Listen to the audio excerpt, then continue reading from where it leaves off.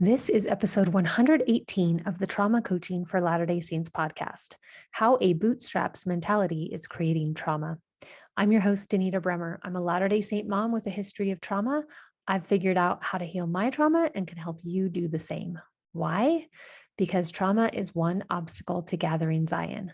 Let's talk about what it takes to truly heal and find lasting joy. Okay, I don't know about you, but I'm feeling pretty good. Yesterday was so frigidly cold. Probably it's been cold for you as well. And today is 20, 30 degrees warmer. And it's afternoon. So I'm feeling quite awake and ready to talk to you about our third core need. So we're in this 5-part series talking about our core needs.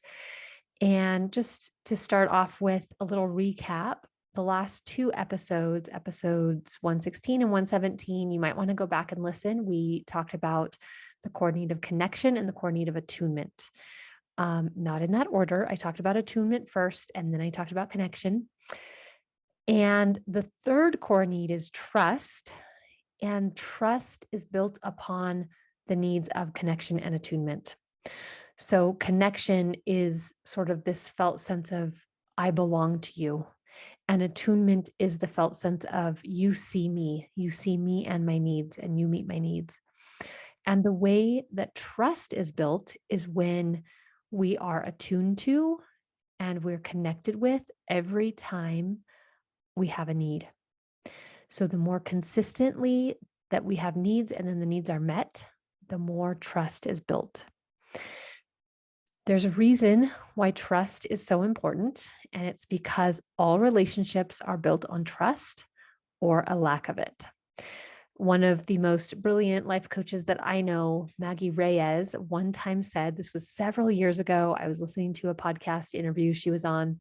She said, you don't need better communication, you need more trust. And this was in the context of marriage. And that really hit me. It hit me so deeply that as I was writing out the notes for this episode on trust, I was like, oh, I remember Maggie said that. So oftentimes in our relationships with ourselves or with others, we might say things like, we need to work on our communication, or we need to do this or that. And I want you to just pause and think about, what if I don't need more communication or the thing you're thinking you need? What if I just need more trust? That's like really what I see a lot of my clients and a lot of people that I talk with struggle with, is this lack of trust, either trust in a relationship like a marriage or with their kids or extended family or something like that. But really it stems from a lack of trust in ourselves, which comes from a lack of trust with our caregivers, right? So we can't have a trust in ourselves until it is modeled for us by our caregivers. This is why attachment theory and our original caregivers, that relationship is so important, and that it will really determine and guide the rest of the relationships and the quality of our life forever out, unless we're here doing our own work, right? Like, we can overcome these things. It's just that those building blocks are so important, right? So we build trust when we have a need, and the need is met consistently by another consistent person. So there's 2 consistents in that sentence. We build trust when we have a need, and the need is met consistently. So we need the caregiver to meet our needs consistently. The core need is for those needs, whatever it is. I have a dirty diaper, I'm hungry, I'm thirsty, I'm hot, I'm cold, right? Those things. Those needs are met consistently. But also, we want, ideally, and obviously we live in a fallen world and ideals don't always happen, but ideally, those needs are met consistently and by a consistent person. So for most of us, this would be our mother. As I was learning about this concept, my coach and mentor, Shyla Cash, go check her out. She's amazing. She told a story about a young man who ended up going to prison. She didn't really say why, but he'd done some terrible things. And researchers were trying to figure out like what what was up with him? Like he had a good family, they had money, like there aren't maybe some of those other underlying factors. And so they started interviewing and asking questions. And turns out that his mother, while his family was wealthy, his mother worked, and she did not want her child to bond with anyone except for her. So she would hire a nanny. And then as soon as he started bonding with the nanny, she would fire the nanny and replace the nanny with someone else. So he went through bunches of nannies. He never got that consistency from like one or two consistent caregivers. So it's really important. Now, if that hasn't happened, it's fine. Like we have to meet people with where they are, right? And I'm going to talk a little bit about this. I don't know if I'm talking about it in this episode, but in a future episode probably, like how do we fix these things? We right now we're just kind of understanding what the needs are. So, if the trust is not solid, then we can develop shame over feeling dependent, vulnerable, or weak. And also, if the trust in those original caregiver situations was not solid, it also creates insecure attachment.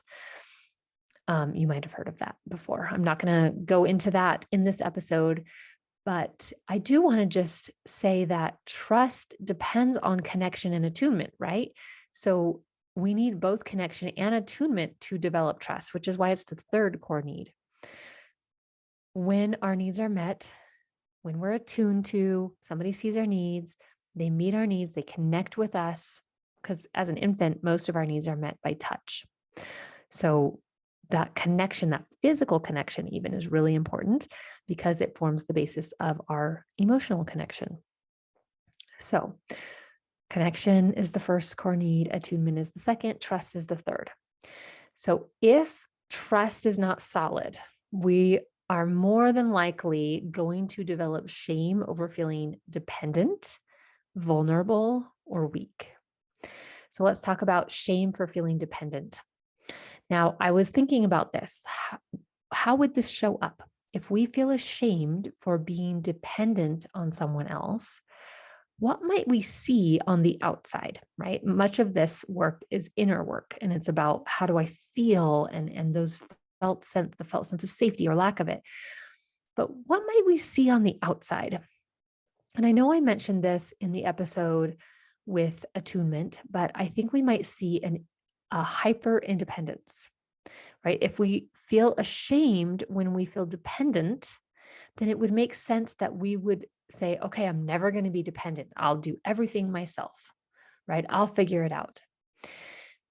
And it's not that it's a problem in and of itself, but I do notice that it creates a problem, especially if, like, say you want to get married. And if you're totally hyper independent, then that might be a little bit of a stumbling block. There might be nobody that meets your standard, right? Your standard that you have set for yourself, which is perfectionism, because we have to always figure it out. We can't depend on anyone else. We have to get it right. So that might be something you notice. You might notice that the person never asks for help. I have a son who struggles in this area. We've been working on it for probably since he was in fourth grade or so 4 or 5 years. And he just doesn't like it. I think it makes him feel vulnerable in some way. But we are humans and we live in a world that we can't survive unless we depend on other people. That's the fact of the matter. We are social creatures. So it's almost impossible to actually get through this life without depending on someone for something, right? And so I suppose if it's not very often for you, you could feel the shame of that and just move on. But I guess for me, what it does is it makes a very small world, right? Like, oh, this happened and I had to depend on that person and I feel shame for it. So I'm never going to do that again. And so we just add things to the list that we can never do again. And our world becomes very small. and we're limited. We want to experience life, but when we have a long list of things we can never do because we'll feel shame for those things, then life becomes small. I also thought that this is maybe where feeling immature or incapable might come in. When we have shame over feeling dependent, that might send the signal to our brains that we're immature, we're incapable, we can't do it, right? Like, oh, I'm bad for being a young child and needing help. I'm immature, I'm incapable, I can't do it. And we might also just get those messages from other people. And this bootstraps mentality, this sort of goes along with the hyper independence. This like, I'm going to pull myself up from my bootstraps. I don't need anyone else. I got to do it myself. But really, like I have mentioned before on earlier episodes, when we feel alone, that tends to be a primary ingredient in trauma. Trauma is not just something bad happening to us, but it's something terrible or scary or overwhelming that happens, and we don't feel like we have anyone there to help us process it. We're alone in it, right? So this bootstraps mentality, this hyper independence is actually causing shame. It's keeping you stuck, right? So the second one was shame for feeling vulnerable. And obviously these like feeling dependent, feeling vulnerable, feeling weak, maybe they're synonyms or maybe not. It depends on the person. Is it different for you to feel vulnerable versus feeling dependent versus feeling weak? For me, vulnerable and weak feel very similar, but dependent feels a little bit different. So you're going to have to sort of try these on for yourself and see, are they all the same for you? They might all feel very similarly, or are there differences? But shame for feeling vulnerable. Well, first of all, you will never want to put yourself in a position where you might feel vulnerable. So again, going back to that kind of small life effect, right? We might withdraw when things get tough. We sort of give up. This, I think, leads to some helplessness and hopelessness, where if we are not allowed to feel vulnerable, then we're really not allowed to kind of push the edges of our emotional experience. And so we're not really allowed to grow, right? And so we might quit very easily when things get tough. There's this automatic defensiveness that happens when we don't want to feel vulnerable, when we want to protect against that vulnerable feeling. I remember a few years ago that my husband and I were talking about something, and he was like, "Why are you getting defensive?"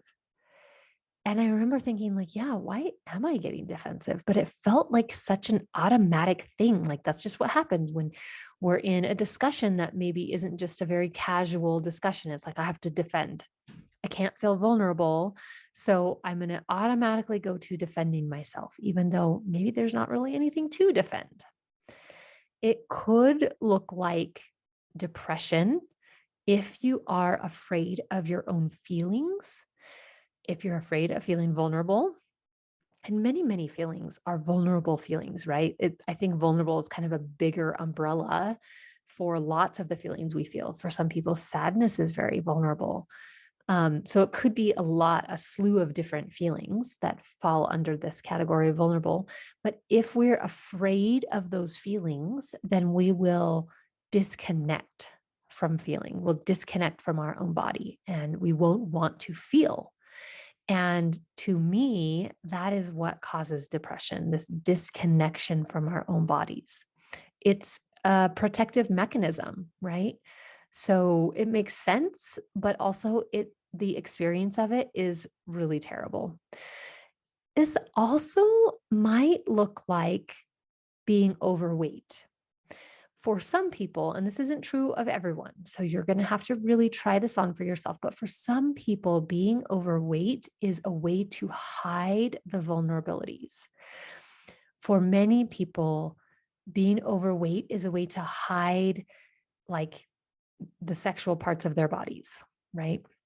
So if you have been sexually abused, it would make sense for your brain and your body to work together to hide you, right? So that's a possibility. That could be a reason. And then let's talk about shame for feeling weak. What immediately came up for me as I thought about shame for feeling weak was this mentality of, boys don't cry, that kind of thing, which is very prevalent in our culture. It's like, you're not allowed to cry. You're being weak. Toughen up, right? That kind of thing. So I think maybe this one might affect men a little bit more, but that's just my intuition speaking. I don't have any kind of statistics or anything like that. I was thinking that if we feel ashamed of feeling weak, we might be really into working out and being physically strong. So you might have a really consistent workout routine. Part of your identity might be built around having a certain physique or a certain muscular structure. But on the other end of that, it could be the opposite as well. It could be like a fear of working out. Like, I'm never going to work out. I don't know how to work those machines. And what if I do something stupid? What if I hurt myself? Right? More of like a self-fulfilling prophecy. So it could go either direction, right? Either we overemphasize the need to feel strong, or we self-fulfill that prophecy. I am weak, therefore I never work out. So it kind of depends on like your reasons for doing things. But that's one thing I noticed was like, if you feel ashamed for feeling weak, then you might make up for that by working out a lot. And of course, you're never going to show a weakness. You're never going to willingly show a weakness, right? You're going to maybe have that perfectionism or that bravado. Um, it's not going to feel comfortable for you to be willing to put yourself out in a situation where you could fail, or people might ridicule you or something like that. So in terms of that, again, your life is going to be really small, right? Because you're not going to put yourself out very much. And the other thing that came up for me was we might belittle others when they feel weak or vulnerable. So oftentimes when we have shame over something, when we have shame over feeling vulnerable or weak or dependent, then we might judge other people in our lives for those very things. Again, back to the, boys don't cry. I think that probably comes from men who feel shame for feeling weak or vulnerable themselves, or women, right? And the last thing I want to say is that it's possible. Like I said, this isn't true of anyone. These are just sort of some things that, as I was thinking about what would this maybe look like?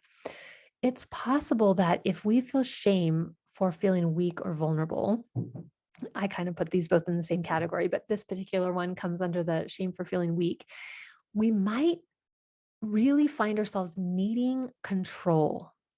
And the first thing that comes up for me when I think about needing control is eating disorders.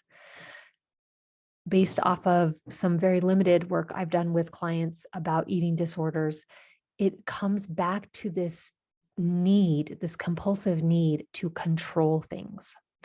So if you feel weak, you might feel this need to control yourself, your appetites, your desires, or to control other people, right? I mean, I know I used to be a very controlling mother, and I'm not sure. Let me just check in and see. But did that come from this shame for feeling weak? Maybe it might have. Um, I think it came from an inadequacy, which could very well be equated to feeling weak and wanting my kids to be better than me. Right. So, those are just some things of how this core need, if it wasn't met, and I'm sure there's like hundreds of other ways that these show up for people. Just a few things that, as I thought about myself, my own experiences, the experiences of my family members, my clients, just kind of a brainstorm of how this might look. And so you're going to have to really check in with yourself and see, like, do I feel shame for feeling weak, for feeling vulnerable, for feeling dependent? And how does that show up in my life? Right. So, speaking of questions to ask yourself, journal questions, that's a really good one. Check in with yourself. Where do you see yourself feeling shame for feeling dependent, vulnerable, or weak? And how does it show up? What does it look like in your life? So, right now, the doors to presence are still open. And the bonus of lifetime membership is still available to you. So come on over, go to danitabrummer.com/presence to find out more information. And if that page does not answer all of your questions, feel free to reach out to me. There's a contact form on my website, or you can just email Danita@danitabrummer.com. That's enough for now. And so are you. The impact I am making in the world grows best by word of mouth. Would you please share this episode with someone this week? And if you're ready to address your own trauma with my support, go to danitabrummer.com to schedule a free trauma assessment call. Until next time, go be yourself and follow the spirit.